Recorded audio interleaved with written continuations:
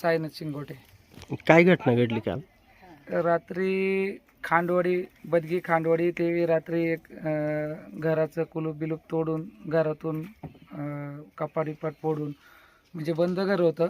ते सगळे अपंग कुटुंब आहे आणि स्वतःही पत्रकार आहे मुलगा, तो पुण्याला असतो. घर बंद असल्याचा फायदा घेऊन रात्री घर फोडण्यात आलं. आणि त्यानंतर असंही कळालं का गावचे उपसरपंच धीरज शिंगोटे यांच्याही घराच्या दरवाजे कडे तोडून घरातील सोनं नाणं आणि पैसे चोरून चोर नेमकी जो उपसरपंच आहे तो ज्यावेळेस रात्री आला सप्त्यावरून, त्यावेळेस चोर त्यांनी स्वतः प्रत्यक्षदर्शी पाहताना बघितले. 3 चोर होते आणि ते अंधाराचा फायदा घेऊन पळून गेले. आता तुमची पोलीस प्रशासनाकडे काय मागणी?